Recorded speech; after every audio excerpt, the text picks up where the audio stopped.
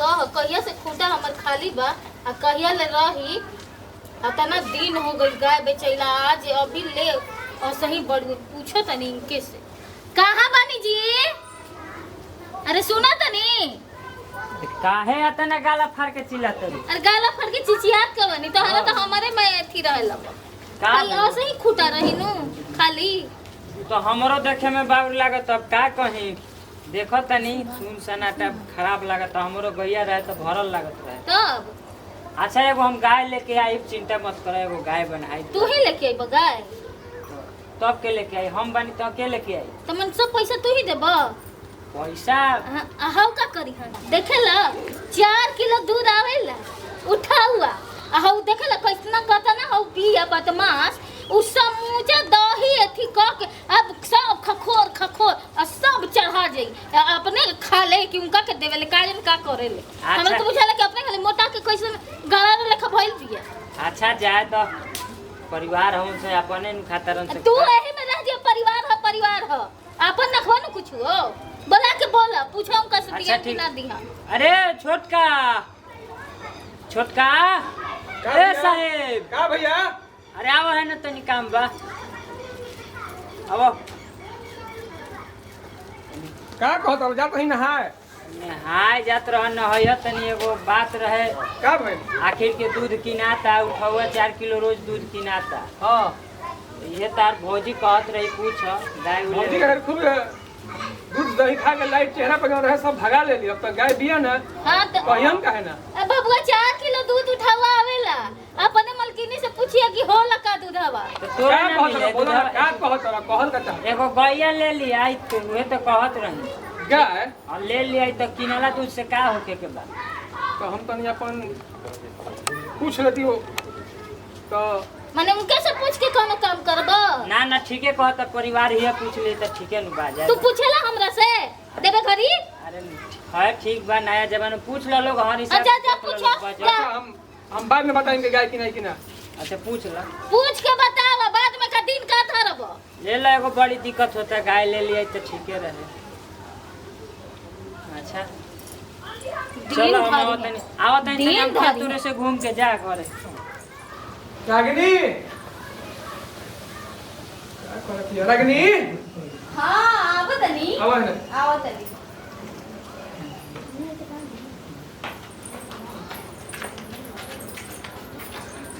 का भाई का चिल्ला तनी अरे भौजी कहत रही भैया के देखनी है कि खूंटा भी बढ़ावत रही के वो गाय ले लो आ छोटका से पैसा मांगल तो हम गाय में पैसा दी है फिर वही घरी देना न होई तो रहो कभी चलनी हम तो हमरा बात नहीं कि हम का करें गाय खरीदाई तो फिर वही हाल होई भौजी दूध लेके जाकर सब भर बाल्टी के दूध घर में रख दी हां आ तहरा के लगी हम तू मांगू न जालू सबू का मांग वही लगे मेन जान नहीं का बात बा अब आज ने भैया जी अब भैया जी के सामने हम का बोलूंगा देखो अब की गाय अगर किनाई ठीक बा तो कह दी हो कि पहले अगर 8 किलो दूध करी तो पहले 5 किलो दूध हमने के नीचे लियो में से ठीक बा हम ना बोल हमरा वो बोली हमरा से सजुवारी पड़ी जन जुआई बात चल हमने के उनका बुलावा तो नहीं इसे क्लियर कर हां जो बुला देगा भैया कहां बढ़िया का बोल भैया बस के चिल्लाई हां भाई लो आओ है ना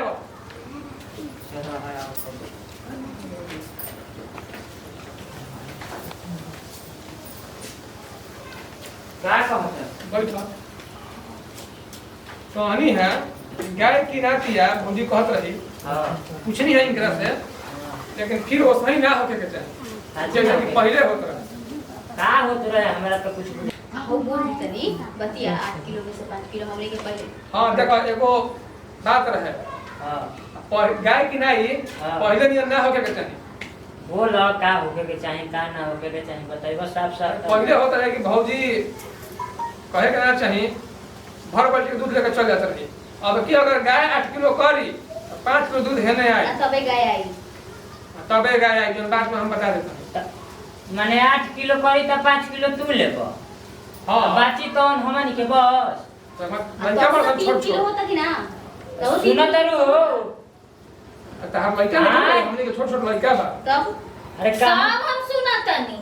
अरे ऐसा मैंने नहीं थे कि हम नहीं की सुना अब सब सुनाई देता हमरा। कौन हनु रबा कौन हनु ई बात रहे दी लेकिन रबे अरे रहे तो चुप रहा। अब सब सुनते बाड़ू कि 5 किलो इनका लोग के चाहिए। अब बात बचल खुचल में हमनी देखा कतना कहला में बड़न। अरे तो तहार को लइका पैका बड़ा सन, हमर तो छोट छोट लइका बड़ा सन। त मने लइके पैके वाला दूध में नहा लेला का गलती में कूद के। तरवा का करम दूध का करम दूध? तो पहिलका का सोचता रहो कि पहिलका की 8 किलो आवत दूधवा होता तो सब भपोस के बल्टिया घर में लेके चल जात रहो। ओए देखो कैसे ऐसा होता ना कि रह गया। ना कि नहीं गाय काहे आदमी की नी आदमी खाए ओकरा खियाइबो करे आ दूध ना पिए ओकर। हां तो 4 किलो दूध आवत है तो अपना अपन जीमा ला लो। आ ना तो 4 किलो का पैसा दा दी। रहे का भरा तनी त के भरता? हम मरद भरा था हां मरद से पूछो भरता हो। अब की बात एक काम कर ओए भाई हव पहिलका महीना के पैसा ना दे रही का। काहे नी ये मैंने 3 साल से दूध लिया था तो पहिलका महीना पैसा दे देला त ये ढेकर पैसा दे हो गलवा ना छोड़ा ना हटाओ ना तो उबती हटाओ पीछे कहता नहीं कि गाय आई तो काम कर तू भाई हो हम तो आधा आधा दूध कर के ले। पनीर आधा ना 5 किलो देबो तो गाय किने के ना बना किने। के बात खत्म कर तुम्हारे छोट होके ऐसे बती बेरे हमारे खाने याद नहीं थे। हां तो हमर खरिया नहीं खा 2 किलो 3 पावा त ये पी जाला। अरवा कते पीला बाप भर अरे हम तो कहियो दूध दे देता तो बना कर। 2 किलो 3 पवा ही पियला। हां तो पुरान शरीर पहले हाय खाए पा भर पियली। अब पा भरी पियली सुन लो 3 किलो हम पियला जवानी कहियो कौन होई। देख ये कहारा मरद ओकर नु किस्मत तेज बा। हमारा में तो कोरी खा घोराइए ना के आदले भाई के भाव के धोत रह गइल। जा देख के अभियो के बुद्धि सीख। तू पढ़ावत रु काइन करा के पढ़ावत रु पढ़ावत नहीं अपने वो घर में का सोच रहो कि एक बाल्टी दूध वाले जाके घर में अरे तो हो नहीं रे कैसे आंच के बती बे रे। हां हमर बाल बच्चे 5 किलो दूध हमरा चाहिए तो गाय ना कि नहीं। बाल बच्चे तो हम खोला के पैसा पैसा जब तो का जीवा हम ले काहे ना नहीं खा ना हम नहीं रे खे। दूसरा को ताकत नहीं पता नहीं चला के मत बोला हमें मैं देख छोट भाई छोट ले करो तू हम भैया आवाज आई नहीं हाथ भाई लो चाहत नहीं चाहत हम हे क्या के मत बतिया झूठ बोला था नहीं आधा के हिस्सा वाली आधा आधा हो ओए देखो लोगो कत नहीं लड़ा किन पिया। बहुत भाई हमारे लिहाज करो तनी ले हाथ के कर भाई भाई ले करो ये भाई ले करो भेज जात के बोल भाई लिहाज करो तनी क्या हाथ करते रे कौन को भेज दे अरे हो भाई क्या खबर हां भाई बड़ा तू देख लो लेके कौन से काम के अभी तू चाहता चिना दो भौजी बना के दो का मना कर कैसा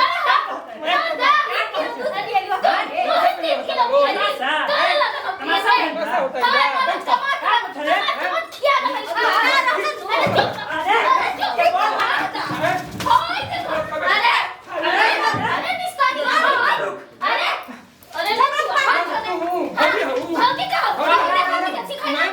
भौजी हो भौजी हो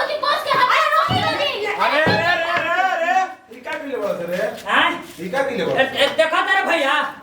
दिमाग ठीक नहीं करे हैं का करते हो काहे लड़ाई करते हो सब दूध यही खई हन हमरे पानी पी के तू रहम तो पड़ोसी बड़ा सब बात सुनते बड़ा सुना तेरे के से तानी के हम हल्ला गुला सुनत नहीं यही अलगे चाय चाय कइले बड़ी सो तोनी के अलगे चाय चाय कइले बड़ मैंने तोनी के इज्जत दाल के कोनो ना तो लगा बाड़ी हटाई भौजाई है दूध सब घोकुली ना हम पानी पी के रहम गाय भई बात की किनाई गाय आ दूध कहता कि 5 किलो हम ले में भाई होता आधा आधा मैंने हिस्सा अभी गाय किनाई नहीं के ना दूध के लड़ाई हो गई कीने के भी है महाराज पता बा कि तोनी के गाय हमार खेत चोर गई हैं तोनी के गाय हमार खेत चोर गई बिया बेटा कहत रहन अभी क्या करत रहो नहीं देख लो लोग लाठी हमार खेत चोरल बिया सब को नुकसान भरे अरे अभी हमनी के गाय किनाई नहीं के तार खेत चढ़ गई अरे तो तानी के गाय किनाई के तो दूध खातिर कैसे लड़ गिलो सब जब गइए ना किनाई तो दूध कैसे लड़ गिलो तो वैसे ही हमार खेत चढ़ गइल बिया गाय है तरह के एकर नुकसान भरस है चारों मिल के हमार जल्दी एजा हिसाब करो सब जल्दी हम कुछ नहीं की जाना माल दो तो ठीक है कहत रहन गाय किनाई देख लेला गाय तरह किनाइले नहीं कि ठीक है आके समझाओ तो हम नहीं की जाना हमार नुकसान चाहिए बस सर तुम हमरा के प्रेशर बढ़ाते रहली तू हमरा अब कहत चिल्लाइबा लो कि हमार नुकसान भर बोलो ना तो यही जे मारम दू बुझी ज्यादा देख लेनी जा भैया यही कहाला गाछे कटहर ना होठे तेल ठीक है कहत ठीक है कहता अब बुझाता कि ठीक कहतनी हां भैया या कमल के तो अभी मारा कटी मरिए जेती जामनी मारे के बेटी है कि छीन छान ले ले जा बता तू बड़ भाई है का करी प्रेशर भाई बढ़ा भौजाई है लड़वावत रु तारा घर परिवार के लेके चलना था आते छोट बड़े छोट लेखा ना रहबे हैं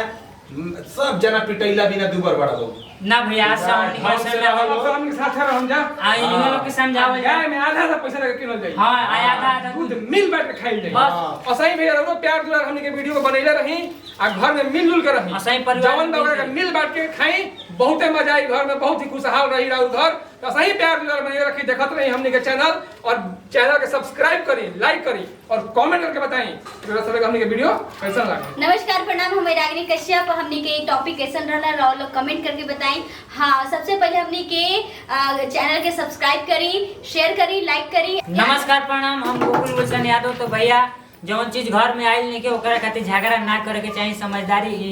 बेकार के झगड़ा रहे कबो ना करे के चाहिए कबो ना करे के चाहिए मिलजुल के रहे के चाहिए जो भी चीज होके भैया जी से कहला मिल बांट के रखे के चाहिए और खाए के चाहिए। तो हमने के वीडियो कैसा लगा कमेंट सेक्शन में बताएंगे जा। तो मिलत नहीं जा अगला वीडियो में तब आई मिल के बोला जय जय भोजपुरी भोजपुरी जय जय भोजपुरी भोजपुरी समाज।